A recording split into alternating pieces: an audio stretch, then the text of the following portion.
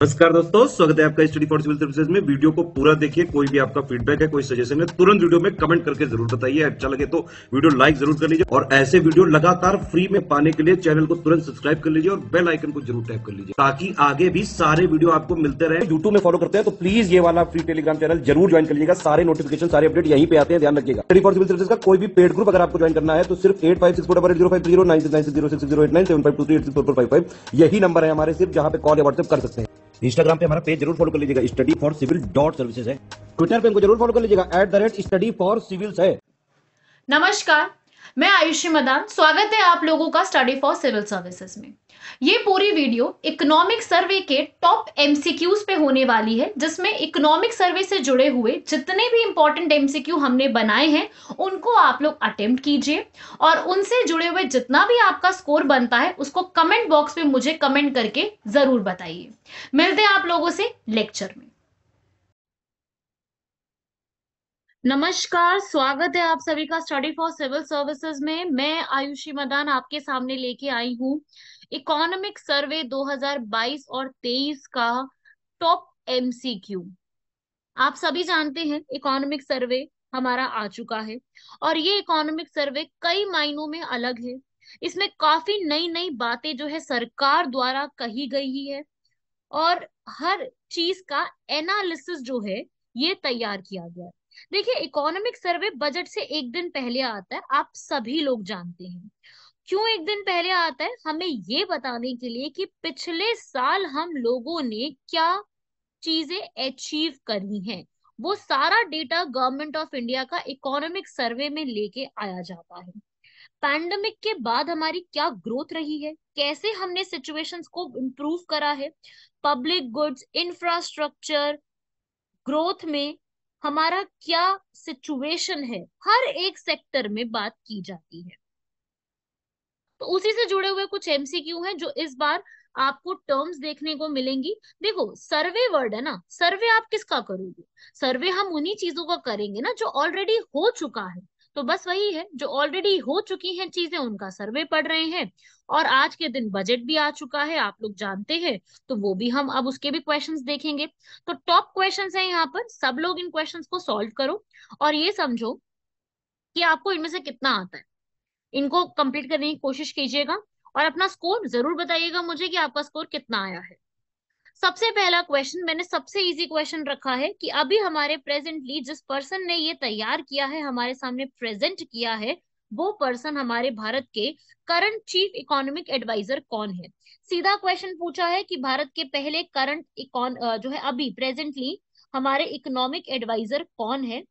क्यों? क्योंकि economic adviser ने ही यहाँ पर जो है इसको प्रेजेंट किया है। ये जो पूरा प्रेजेंट किया है वो किसने किया है? चीफ इकोनॉमिक एडवाइजर ने। मुख्य सलाहकार होते हैं ये सरकार के, और ये जो है एक इंडियन इकोनॉमिक सर्विसेज की एक एक्स ऑफिशियो ब्रांच होती है। तो इसका करेक्ट आंसर क्या है? अभी है अनंता नागेश्वरम। देखो, जो ये चारों पोस्ट मैंने लिखी है, ये चारों ही पोस्ट पे आज कोई ना कोई प्रेजेंटली पर्सन अपॉइंटेड है। मैंने अपनी मजे मजे से नाम नहीं बनाए हैं ये। जैसे आर वेंकट रमानी, ये अभी भारत के अटॉर्नी जनरल हैं। अरुण गोयल, ये हमारे इलेक्शन कमिश्नर है, चीफ नहीं है। इलेक्शन कमिश्नर जो तीन होते हैं ना, उनमें से एक ये है। ठीक है। ऐसे टी सोमनाथन भी है। तो इस तरीके से मैंने यहाँ पे बनाया है। और जो हमारे ये एक चीफ इकोनॉमिक एडवाइजर होते हैं, ये person department of economic affairs, जो कि मिनिस्ट्री ऑफ फाइनेंस के अंडर आता है, ये उसके हेड होते हैं। 2009 तक ये चीफ इकोनॉमिक एडवाइजर की जो पोजीशन है ये यूपीएससी के थ्रू ही अपॉइंटेड होती थी और इसमें से ज्यादातर जो लोग हैं वो इंडियन इकोनॉमिक सर्वे के थ्रू ही आते थे। उसके बाद इनको चेंज कर दिया गया और ये पर्सन है, इसका सीधा यहाँ पर क्लियरली इनको बोल दिया गया कि आपने अब इकोनॉमिक सर्वे ऑफ इंडिया को जो है प्रोड्यूस यहाँ पर करना है। तो ये यहाँ पर एडवाइजरी जो है की तरह काम करते हैं। एडवाइस को ये पूरा लेकर के आते हैं कि किस तरीके से हम इसमें इम्प्रूव कर सकते हैं। बहुत ही एक फेमस यहाँ पर चीफ इकोनॉमिक एडवाइजर रहे हैं रघुराम राजन। आई होप आप लोगों ने उनका नाम जरूर सुना होगा। ठीक है, चलिए नेक्स्ट क्वेश्चन बढ़ते हैं। नेक्स्ट क्वेश्चन है, कब जो है पहली बार इकोनॉमिक सर्वे को यूनियन बजट से सेपरेट किया गया था? एक्चुअली में इकोनॉमिक सर्वे और यूनियन बजट एक साथ ही आती थी, लेकिन वर्ष 1964 1964 में अलग कर दिया गया और इसी के तहत आज के समय में इसको दो पार्ट में डिवाइड किया गया है, पार्ट ए और पार्ट बी। पार्ट ए किससे बात करता है, हमारी पूरी इकोनॉमी का ओवरव्यू देता है, ओवरव्यू ये प्रोवाइड करता है। और पार्ट बी जो है ये इंडिविजुअल पूरा हर एक स्कीम के बारे में ये बताता है, इंडिविजुअल सेंस में सारी इंफॉर्मेशन प्रोवाइड करता है। ठीक है, ये क्वेश्चन बन सकता है हमारा, सीधा सीधा क्वेश्चन आएगा कि इकोनॉमिक सर्वे कब इसको अलग से रखा गया था। और अगर मैं बात करूं हमारे भारत का पहला इकोनॉमिक सर्वे कब प्रेजेंट किया गया था, तो वो है 1950 से 51 के दौर में पहली बार इकोनॉमिक सर्वे को प्रेजेंट किया गया था। नेक्स्ट क्वेश्चन, हमारा जो इकोनॉमिक सर्वे है उसमें यहाँ पर जिक्र किया गया है एक पोर्टल का जिसका नाम है ई श्रम पोर्टल। ये न्यूज में था कि भाई ई श्रम पोर्टल जो है उसने काफी ज्यादा यहाँ पर क्या बोला है उन्होंने कि ई श्रम पोर्टल जो है वो वेरिफिकेशन कराई है लोगों ने आधार के साथ, और 31 दिसंबर 2022 का डेटा प्रोवाइड करते हुए बताया है कि ये पूरा जो ई श्रम पोर्टल है उसके तहत 28.5 करोड़ लोग जो हैं, वर्कर्स जो हैं, उन्होंने यहाँ पर रजिस्टर कराया है ई श्रम पोर्टल में। सो हमसे यही पूछा जाएगा कि ई श्रम पोर्टल किससे जुड़ा हुआ है, ये ई श्रम पोर्टल काम क्या करता है। तो ये ई श्रम पोर्टल मैंने ये पूछा ये किससे जुड़ा हुआ पोर्टल है, ये यहाँ पर हमारे जो अनऑर्गेनाइज्ड असंगठित श्रमिक क्षेत्र जो है उससे जुड़ा हुआ, जितने भी लेबर होते हैं, माइग्रेंट वर्कर्स होते हैं, कंस्ट्रक्शन काम में काम करने वाले लोग हैं, स्ट्रीट वेंडर्स होते हैं, डोमेस्टिक वर्कर्स काम करने वाले, इन सब का एक डेटा है। और इन सब वर्कर्स को एक 12 डिजिट का यूनिक नंबर प्रोवाइड किया जाता है जिसे हम ई श्रम कार्ड कहते हैं। अगर कोई भी वर्कर ई श्रम पोर्टल पे रजिस्टर्ड है और उसका कोई एक्सीडेंट हो जाता है तो वो 2 लाख रुपए जो है कि उसको एक एलिजिबल है कि वो उसको एक पेनल्टी के रूप में यहाँ पर सरकार से मिल सकता है। तो ये क्यों किया गया है, ताकि अनऑर्गेनाइज सेक्टर को यहाँ पर सपोर्ट किया जा सके, उनकी सुविधाओं के लिए काम किया गया। तो इसका भी जिक्र यहाँ पे किया गया था जो कि ministry of labour and employment ने यहाँ पर जारी करा है। तो ये आप याद रखिएगा, इसका जिक्र किया गया, मैंने इससे इसलिए क्वेश्चन बना के पूछा, इससे एग्जाम में क्वेश्चन बन सकता है ये किससे जुड़ा हुआ है या इसकी बात ऐसी खास क्या है कि ये किस मिनिस्ट्री ने लॉन्च करा है। नेक्स्ट क्वेश्चन में बढ़ते हैं, इंडिया की जो प्लेस है वो पीपीपी में क्या है। इंडिया की इस समय जो हमारी पीपीपी जिसे हम कहते हैं, पीपीपी की फुल फॉर्म क्या यहाँ पर होती है, पीपीपी का मतलब है परचेजिंग पावर पैरिटी। ये जो परचेजिंग की पावर होती है उसके ऊपर है, और इंडिया की पोजीशन उसमें कितनी बताई गई है, थर्ड लार्जेस्ट यहाँ पे बोला गया है। ये काफी ज्यादा इंपॉर्टेंट बनेगा थर्ड लार्जेस्ट इकोनॉमी बनाने की, मतलब थर्ड लार्जेस्ट हमारी पीपीपी को लाने की बात की गई है। और अगर मैं बात करूं तो फिफ्थ हमारी लार्जेस्ट की गई है in terms of exchange rates. अगर एक्सचेंज रेट्स की बात करें तो इंडिया की जो यहाँ पर सिचुएशन है वो फिफ्थ नंबर पे यहाँ पर इसी आज के टाइम पे इसको इंक्लूड किया गया है। और अगर मैं वर्ल्ड के लेवल पे बात करूं पीपीपी किसका हाईएस्ट है, तो वो है अभी चाइना, सेकंड नंबर पे है यूएसए। नेक्स्ट क्वेश्चन, अभी ही इसमें एक रिपोर्ट का यहाँ पे जिक्र किया गया है जिसका नाम है world economy outlook. World economy outlook जो रिपोर्ट है यहाँ पर वो कौन रिलीज करता है, ये आपसे बिल्कुल एक क्वेश्चन पूछा जा सकता है।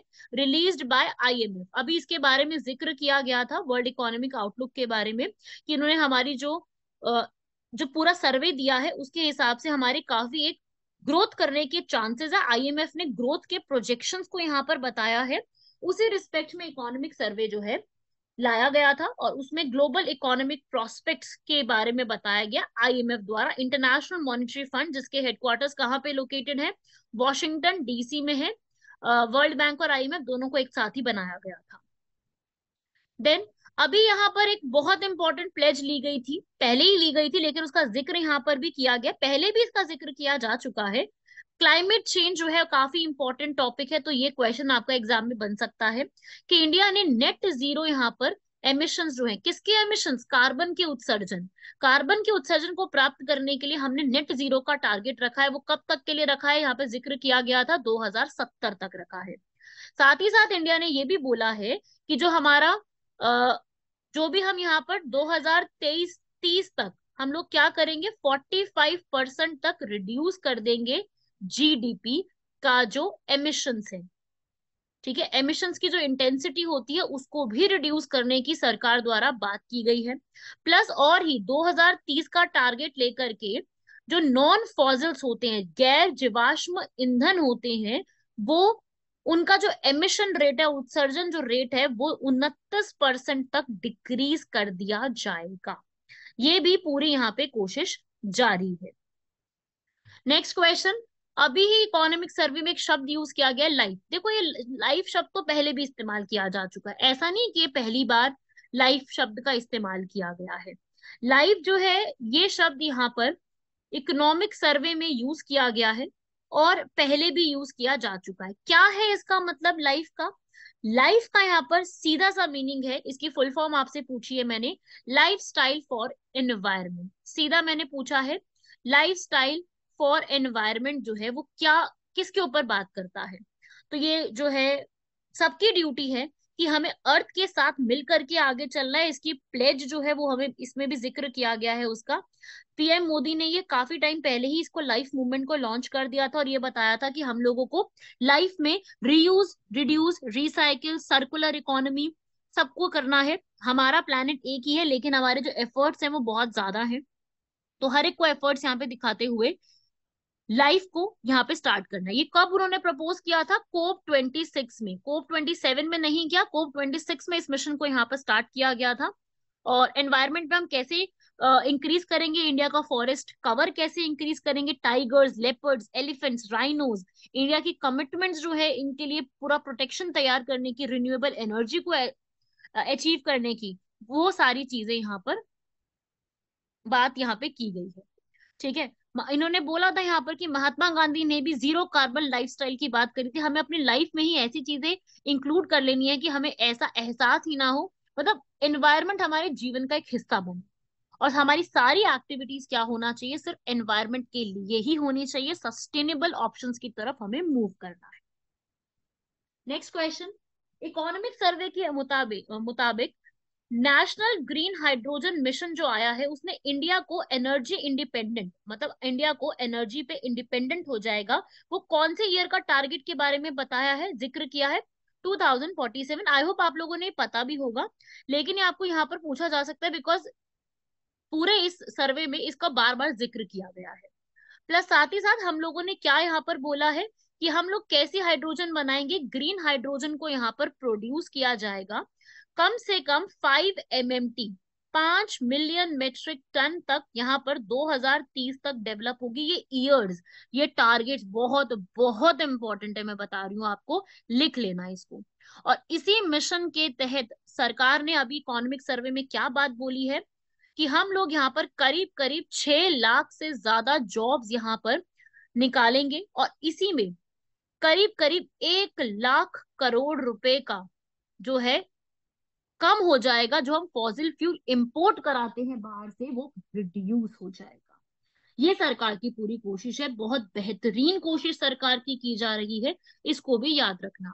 ठीक है, टारगेट बहुत इंपॉर्टेंट है, 2047 का टारगेट, 2030 का टारगेट दिमाग में बिठा लो। मेरी आवाज सुन रहे हो सब लोग, अब इसको दिमाग में बिठा लो बस। नेक्स्ट, ये क्वेश्चन भी एक है कि इंडिया जो है वो, आप लोग ने सुना भी होगा, काफी ज्यादा न्यूज में रहा, यही बात जो है वहां पे भी दोहराई गई थी कि इंडिया जो है रेमिटेंसेस का फर्स्ट जो है 2022 में लार्जेस्ट रेसिपाइंट कौन बना है, वो है इंडिया।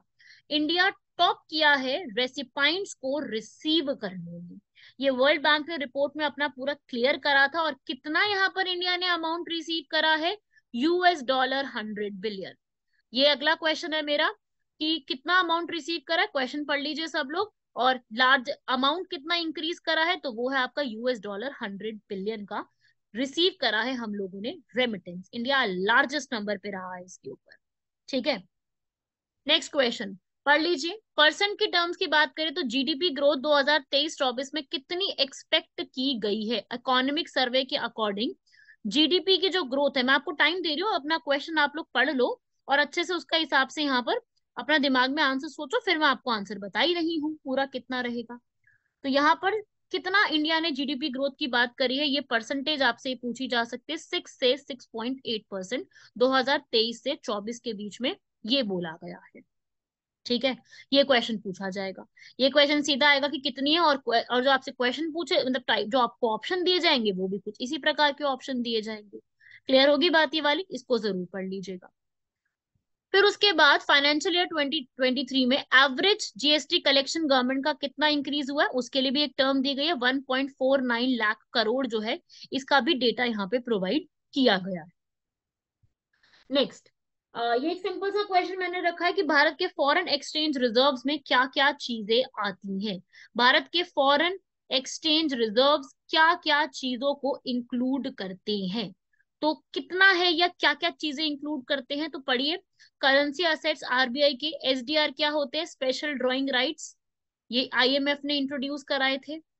फिर है गोल्ड होल्डिंग्स और ऑल ऑफ द अबव। बताइए इसका आंसर।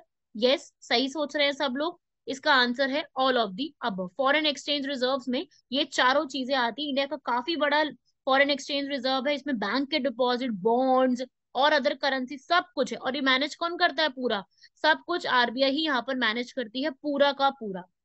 अगर कभी भी इकोनॉमिक स्लो डाउन होता है हमारे यहाँ पर, तो सबसे पहला जो हमारा एक फर्स्ट लाइन ऑफ डिफेंस जिसको हम कहते हैं, जो हमारे लिए सबसे पहले तैयार रहेगी, वो है हमारे foreign exchange reserves. Next question, इसमें जो है आपका फॉरेन, ये जो भी आया है इकोनॉमिक सर्वे, इसमें जिक्र किया गया है एसडीबीआर का। इसमें बोला गया है कि भारत सरकार ने एसडीआरबीस को काफी ज्यादा अमाउंट में इंट्रोड्यूस करा है। तो क्या है ये एसडीबीआर, है क्या ये चीज, ये कौन सा कॉन्सेप्ट है। ये नवंबर में आया था, इसलिए मैंने लिख दिया ताकि आपको याद रहे, नवंबर 2022 में इसको लॉन्च किया गया था। तो सरकार ने बोला कि ये इंक्रीज करके हमने काफी सारा पैसा जो है इंक्रीज करके एक बेटर अपॉर्चुनिटी दी है लोगों को। तो क्या है ये चीज, इसकी फुल फॉर्म क्या है, हमसे फुल फॉर्म पूछी जा सकती है ना, तो पढ़ो इसको। काफी न्यूज में है तो बन सकता है एग्जाम में क्वेश्चन इससे फुल फॉर्म से आएगा, या फिर पूछ लेगा क्या चीज है ये। तो यहाँ पर भारत का पहली बार इसको तैयार किया गया है, हमारे फाइनेंस मिनिस्टर ने ही इसको अप्रूव करा है। क्या है इसकी फुल फॉर्म, फुल फॉर्म लिख लीजिए, सॉवरिन ग्रीन बॉन्ड्स। जिसको पता है बहुत अच्छी बात है, जिसको नहीं पता लिख लीजिए।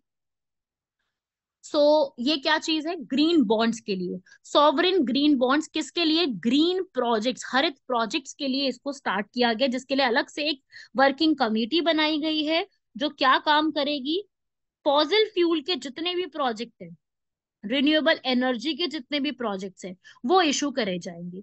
ये पूरा project energy, transportation, green buildings सबके लिए होगा। लेकिन कैसे, ये कंपनीज जो है, ग्रीन बॉन्ड यहाँ पर कंपनीज और कंट्रीज और ऑर्गेनाइजेशन इशू करेंगी ऐसी चीजों के लिए जो आपको एनवायरमेंट और क्लाइमेट के लिए एक बेटर अपॉर्चुनिटी प्रोवाइड करने वाले हैं। तो बेसिकली इसका पूरा ऑब्जेक्टिव किससे है, क्लाइमेट एक्शन को प्रमोट करने के लिए है। ठीक है, सो ये याद रखिएगा, ग्रीन बॉन्ड्स आरबीआई ने यहाँ पर इशू करने स्टार्ट करे हैं, ताकि बेटर बना सके हम इन सब चीजों को। ये आपको पता है कि 2021 में भी यूपीएससी ने इस पे सवाल किया था, तो इसी टॉपिक पर। ठीक है, मैं ये तो बाद में आया, टॉपिक कुछ ऐसा ही सवाल भी किया गया। ठीक है ना। नेक्स्ट क्वेश्चन, अभी इन्होंने इकोनॉमिक सर्वे में एक स्कीम का जिक्र किया है, पीएम मित्र स्कीम। तो ये पीएम मित्र स्कीम किससे जुड़ी हुई है, बताइए आंसर। पीएम मित्र की जो स्कीम है यहाँ पर, वो क्या कॉन्सेप्ट है इसका, क्या है इसका मीनिंग यहाँ पर। तो पीएम मित्र स्कीम यहाँ पर जो जिक्र की गई है, ये टेक्सटाइल सेक्टर से जुड़ी हुई स्कीम है। मैं इसकी फुल फॉर्म बता देती हूँ। टेक्सटाइल सेक्टर में integrated mega integrated textile region and apparel, इससे जुड़ी हुई ये स्कीम यहाँ पे लेके आई गई है। मिनिस्ट्री ऑफ टेक्सटाइल ने स्टार्ट करी थी, उसी के लिए पीएम मित्र जो है वो टॉपिक यहाँ पे लाया गया है। 4,445 करोड़ का ये प्रोजेक्ट लेकर के आया गया है। पीएम मित्र पार्क्स बनाने की कोशिश की गई है यहाँ पर, और ये इसी से जुड़ी हुई है। इसने बताया है कि हम लोग किस तरीके से फार्म से लेके फॉरेन तक कैसे पूरा एक पार्क तैयार करेंगे, उसी पे ये पूरा एक स्पेशल पर्पस व्हीकल के रूप में चलाया गया।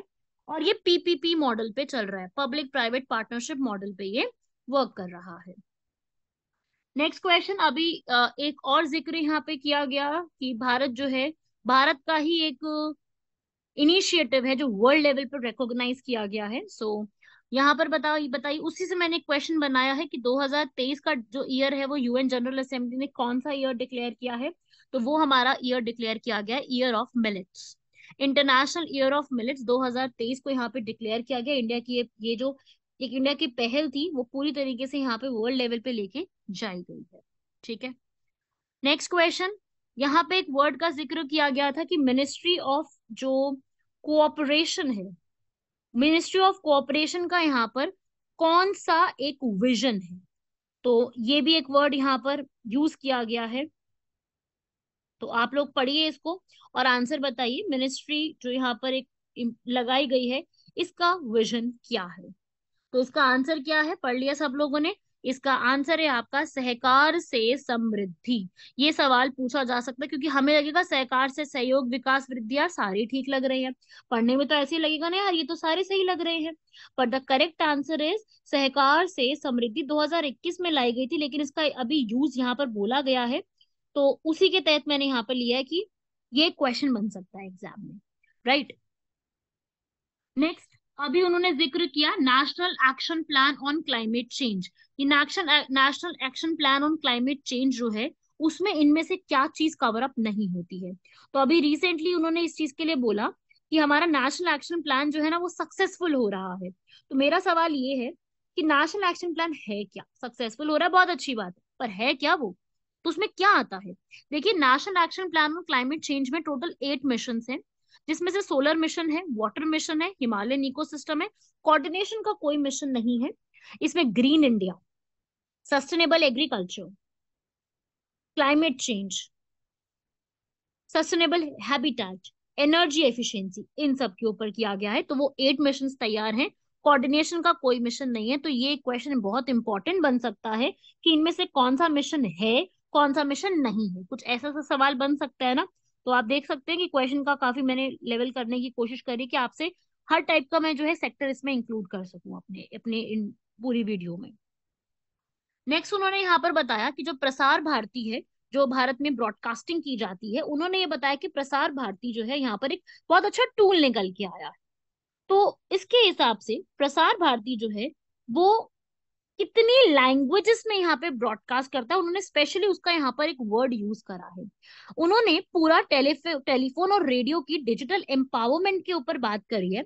उन्होंने बोला है कि सितंबर 2022 तक भारत में, सितंबर 2022 का डेटा बताते हुए कहा है कि भारत के अंदर टेलीफोन के सब्सक्राइबर 117.8 करोड़ हैं। ठीक है, जिसमें से 44.3% सब्सक्राइबर ग्रामीण इलाकों से आते हैं, रूरल इंडिया के सब्सक्राइबर्स हैं। ठीक है, और बहुत सारे ऐसे सब्सक्राइबर्स हैं जो कि इंक्रीज हुए हैं रूरल एरियाज में। और प्रसार भारती जो भारत का ब्रॉडकास्ट करता है वो कितनी लैंग्वेजेस में करता है, उन्होंने बताया है यहाँ पर total number of languages is 23 languages, और 179 उसकी बोलियां हैं, डायलेक्ट्स हैं, और अलग अलग 479 स्टेशन से प्रसार भारती अपना काम करता है। और ये जो प्रसार भारती है करीब करीब 99.1% जो जनता है उस पर रीच कर पाता है। ठीक है, पूरी 99.1% जनता को रीच तक कर पाता है। प्लस साथ साथ ये भी बताया गया है कि जो हमारा भारत का एआई, आर्टिफिशियल इंटेलिजेंस का पोर्टल है, उसने करीब 1520 आर्टिकल्स को अभी पब्लिश कर दिया है, जिसमें से करीब 262 से ज्यादा जो है वो वीडियोस हैं। और जो लैंग्वेज बैरियर्स थे उसको यहाँ पे खत्म करने की सरकार द्वारा एक कोशिश की गई है। नेक्स्ट क्वेश्चन, एक यहाँ पर जो है स्कीम का नाम इस्तेमाल किया गया है, स्कीम का नाम है परंपरागत कृषि विकास योजना। अब मेरा यहाँ पर आपसे सवाल है कि परंपरागत कृषि विकास योजना किसके लिए है। जो उन्होंने यहाँ पर किसानों के लिए बात करी है, ये किसानों के लिए ही है, कृषि विकास है ऑब्वियसली किसानों के लिए होगी। तो मेरा आप लोगों से सवाल है कि परंपरागत कृषि विकास योजना का ऑब्जेक्टिव क्या है, ये किस लिए है, उन्होंने वहां पर इस शब्द का इस्तेमाल किया है तो क्यों करा है। ये ऑर्गेनिक फार्मिंग के कॉन्सेप्ट को प्रमोट करती है। व्हाट इज ऑर्गेनिक फार्मिंग, जैविक फार्मिंग। तो उन्होंने ये शब्द स्पेशली फार्मर्स के लिए इस्तेमाल किया। मैं आपको फार्मर्स के रिस्पेक्ट में भी बता दूं कि क्या क्या नई नई चीजें या क्या क्या बोला है फार्मर्स के इन्वेस्टमेंट को लेकर के। क्या बोला है कि प्राइवेट इन्वेस्टमेंट जो है एग्रीकल्चर में कितनी बड़ी है, लिखिएगा अपने नोट्स में, 9.3% जो है इंक्रीज हुई है प्राइवेट इन्वेस्टमेंट। जो फूड फ्री जिनको मिलता था फूड यहाँ पर, वो करीब करीब फ्री फूड के लिए 81.4 करोड़ लोगों तक फ्री फूड यहाँ तक पहुंचा है। साथ ही साथ ऑर्गेनिक फार्मिंग प्रमोट हुई है, किसमें? परंपरागत कृषि विकास योजना में। जो कौन सी ऑर्गेनाइजेशन ने इसको किया है? FPO, farmer producer organisation. ये सारी बातें यहाँ पर बोली हैं। प्लस ऑनलाइन और कॉम्पिटिटिव मार्केट यहाँ पे डेवलप हुई है, जिसमें करीब करीब 1.74 करोड़ फार्मर्स ने यहाँ पे रजिस्ट्रेशन किया ऑनलाइन कॉम्पिटिटिव मार्केट में। ये सारी जो बातें हैं फार्मर से जुड़ी हुई, हमारे इंडिया में के इकोनॉमिक सर्वे में बताई गई है। प्लस MSP भी यहाँ पर बताया कि 2018 से लेकर आज तक जो MSP है वो काफी ज्यादा इंक्रीज किया गया है। नेक्स्ट क्वेश्चन, ये भी एक काफी इंपॉर्टेंट पॉइंट रहा कि कितने यहाँ पे हेल्थ सेक्टर में इंप्रूवमेंट आई है। हेल्थ सेक्टर की अगर मैं बात करूं तो कोविड वैक्सीन का जिक्र किया गया था। कितनी number of Covid vaccine registered administer की जा चुकी हैं अब तक? प्लीज इसको लिख लीजिए, ये एक काफी इंपॉर्टेंट फैक्ट बनेगा, सीधा पूछा जाएगा क्योंकि इसके बाद का डेटा रिलीज होने में टाइम लगेगा। तो ये डेटा आप लोगों से पूछा जा सकता है कि कितनी covid vaccine as per the economic survey release की जा चुकी है। तो ये आपको नंबर एक याद रखना है कि कितनी कोविड वैक्सीन हो चुकी है। ऐसे ही मैंने एक और क्वेश्चन यहाँ पे इंक्लूड करा है। एक वर्ड यहाँ पे यूज किया गया था, जैम। जैम क्या चीज है? जैम ने यहाँ पर सोसाइटी के मार्जिनलाइज जो गरीब तबके के लोग हैं उनको आगे बढ़ने का यहाँ पर एक सॉल्यूशन प्रोवाइड करा है। तो मेरा क्वेश्चन है कि ये जैम है क्या? उन्होंने जो जैम का जिक्र किया है इकोनॉमिक सर्वे में आपको देखने को मिला है, ये है क्या चीज? इसकी फुल फॉर्म है, आप लोगों ने पढ़ लिया ऑप्शन सब लोगों ने। आंसर क्या है इसका? बी, जन धन, आधार और मोबाइल। जन धन, आधार, मोबाइल को जब आप यहाँ पर कंबाइन कर देंगे, किसके साथ? डायरेक्ट बेनिफिट ट्रांसफर, सीधा आपके मोबाइल बैंक अकाउंट में जाएगा वो पैसा। तो यही बोला है कि इससे अकाउंटेबिलिटी और ट्रांसपेरेंसी, पारदर्शिता काफी ज्यादा इंप्रूव देखने को मिली है। प्लस ये भी बोला है कि हेल्थ सेक्टर में जो सरकार बहुत ज्यादा पहले अपने अपने एक्सपेंडिचर से बाहर जाके खर्चा करती थी। पहले क्या होता था कि आप अपनी पॉकेट के अलावा जो है जा करके खर्चा करते थे। पहले आप 64.2% का खर्चा किया करते थे और आज के समय में 48.2 रिड्यूस हो गया है आउट ऑफ पॉकेट। इतने लोग जो है वो रजिस्टर्ड हो चुके हैं। साथ ही साथ ये भी इन्होंने बताया इस चीज में कि जो आयुष्मान भारत स्कीम आई है उसमें करीब करीब भारत के, नंबर लिख लीजिएंगे सब लोग, 22 करोड़ के बेनिफिशियरीज जो है आयुष्मान भारत स्कीम में जुड़ चुके हैं। और 1.54 लाख यहाँ पर हेल्थ सेंटर्स भी ओपन किए जा चुके हैं पूरे इंडिया में, जो ऑलरेडी रन कर रही हैं। ये सब बातें यहाँ पर बताई गई हैं, डेटा प्रोवाइड किया गया है। नेक्स्ट क्वेश्चन, अभी यहाँ पर इंडिया का जो ई कॉमर्स मार्केट है, इसी में बोला गया है कि इंडिया का ई कॉमर्स मार्केट जो है कितना ज्यादा ग्रो करने की बात की गई है। 10% एनुअली ग्रो कर रहा है इंडिया का ई मार्केट। तो हमसे सवाल ये है कि इसमें एज, इसमें जो ईयर है यहाँ पर वो कौन सा डिसाइड किया गया है? देखो ईयर्स मैंने आपको बताए हैं, पूछे जाएंगे। 110% आपके एग्जाम में ईयर से क्वेश्चन आएंगे ही आएंगे। तो ये 18 जो है, ये 18% ग्रो करने की बात की गई है। सॉरी, इसको 10 नहीं, इसको 18% लिख लीजिएगा। 18% ग्रो करेगा, कौन से ईयर तक ग्रो करेगा? लिख लीजिए 2025 तक। ई कॉमर्स और 18% तक ग्रो करेगा ई कॉमर्स मार्केट, ठीक है ना? इसको भी लिख लीजिएगा। और जो हमारे एक्सपोर्ट है वो और ज्यादा इंक्रीज होगा। कितना एक्सपोर्ट बताया गया है अभी? $, कितने? 332.8 बिलियन का एक्सपोर्ट, मर्चेंडाइज जो एक्सपोर्ट होता है वो यहाँ पर हमारे यहाँ किया गया है। यूपीआई के बेस्ड जो ट्रांजेक्शन हैं बहुत इंप्रूव हुए हैं। इसका ये है कितना इंप्रूव हुआ है? 121% तक ये इंप्रूव हो गए हैं। और साथ ही साथ ये बोला गया कि हो सकता है आगे, इतनी इंप्रूवमेंट हो रही है तो आगे हो सकता है कि इंटरनेशनल लेवल पे भी इसको अडॉप्ट किया जा सके।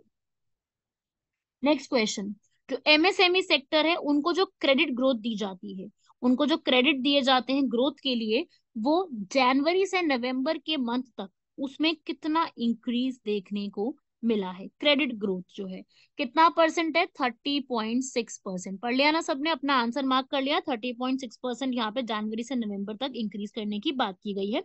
इंडिया का जो रुपी है वो बाकी और इकोनॉमी में, मैं ये नहीं कहूंगी कि इंडिया के रुपी ने बहुत अच्छा परफॉर्म किया है, लेकिन इंडिया का जो रुपीज है as compare to the other economies, जो है वो इमर्जिंग और इकोनॉमीज जो है उसके मुकाबले परफॉर्म वेल किया है। Next question, global mobile manufacturing का भी यहाँ पे डेटा प्रोवाइड किया गया कि ग्लोबल मोबाइल मैन्युफैक्चरिंग में इंडिया की पोजीशन क्या बताई गई है।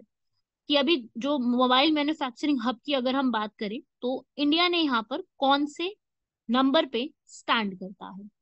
तो यूपीआई की बात कर लो या सारी चीजों को मिला करके बात करो, मोबाइल मैन्युफैक्चरिंग के हिसाब से अगर मैं बात करूं तो इंडिया का यहाँ पर कितना परसेंटेज का यहाँ पे रहा है।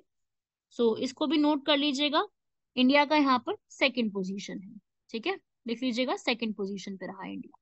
आपने अगर आंसर आता है बहुत अच्छी बात है, अदरवाइज इसको सेकंड लिख लीजिएगा। नेक्स्ट क्वेश्चन, यहाँ पर एक और टर्म यूज की गई थी, emergency credit line guarantee scheme.